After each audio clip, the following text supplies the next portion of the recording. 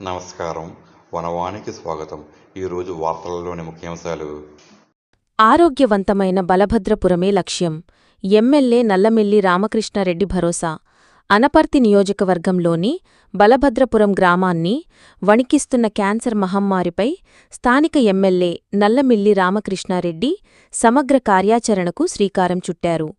ప్రభుత్వంతో పాటు ప్రముఖ Basavatarakam Indo American cancer institute సహకారంతో గ్రామ ప్రజలకు పూర్తి ఉచితంగా వైద్య పరీక్షలు, చికిత్స అందించేందుకు మార్గం సుగమం చేశారు. బలభద్రపురంలో క్యాన్సర్ కేసులు అధికంగా ఉన్నాయని, ఈ అంశాన్ని తాను అసెంబ్లీలో ప్రస్తావించానని ఎమ్మెల్యే గుర్తుచేశారు.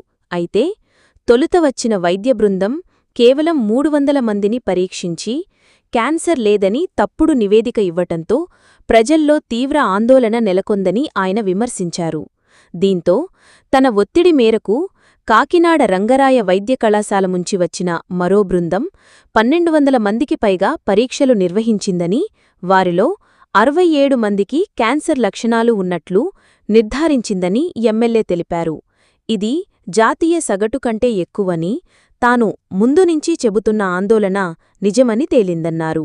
ఈ నేపథ్యంలో Basavatarakam institute chairman MLA Nandamuri Balakrishna, director బ్రాహ్మణిగార్లతో తాను చర్చించానని, వారు వెంటనే స్పందించి బలభద్రపురం ప్రజలకు అండగా నిలిచేందుకు అంగీకరించారని నల్లమిల్లి వెల్లడించారు.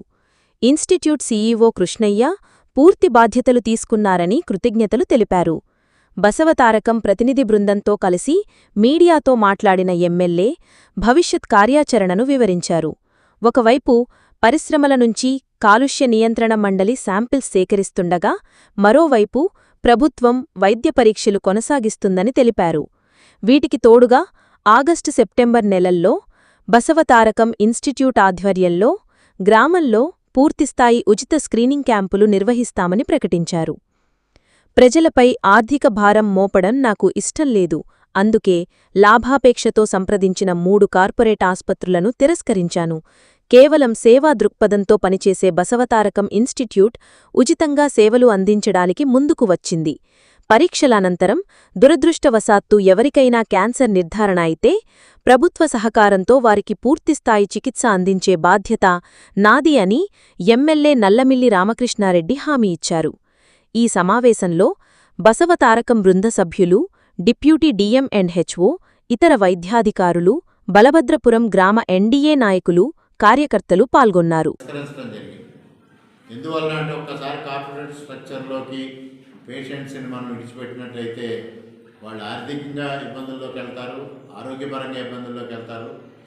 ఏదైతే బసవతారకం లాంటి ఇన్స్టిట్యూట్ ఇవాళ భారతదేశంలో ఉండే ప్రతిష్టాత్మక ఇన్స్టిట్యూట్, అటువంటి ఇన్స్టిట్యూటు ట్రీట్మెంటు, ప్రివెన్షను లేదా వాళ్ళ దగ్గర స్క్రీనింగ్ టెస్టులు అనేది డిఫరెంట్ ఒక మంచిగా జరుగుతుంది. కాబట్టి వాళ్ళది ప్రాఫిట్ ఓరియంటెడ్ ఇన్స్టిట్యూట్ కాదు. వాళ్ళు సేవారంగంతో ఏదైతే నందమూరి తారక రామారావు గారు ఒక సేవాభావంతో ఆ ఇన్స్టిట్యూట్ని ఏర్పాటు చేయడం జరిగింది. అందువల్ల కృష్ణయ్య గారు ఈ ప్రతిపాదన చేసినప్పుడు నేను వారిని అంగీకరించడం జరిగింది. ముఖ్యంగా బలభద్రపురం కానీ చుట్టుపక్కల గ్రామాల ప్రజానీకానికి ఒకటే విజ్ఞప్తి చేసేది, మీరు ఎటువంటి ఆందోళన చెందాల్సిన అవసరం లేదు. మీ ఆరోగ్య భద్రత మాది. మీకు మొదటగా క్యాన్సర్ ఉంది లేదు అని నిర్ధారిస్తాం. లేదు అంటే అంతకన్నా సంతోషించే వ్యక్తులు, మాకంటే సంతోషించే వ్యక్తులు ఎవరు లేరు అనేది ఈ సందర్భంగా మీకు తెలియజేసుకుంటూ, ప్రతి ఒక్కరూ దీనికి సహకరించండి, దీన్ని సానుకూల దృక్పథంతో స్వీకరించండి అని విజ్ఞప్తి చేసుకుంటా ఉన్నాం.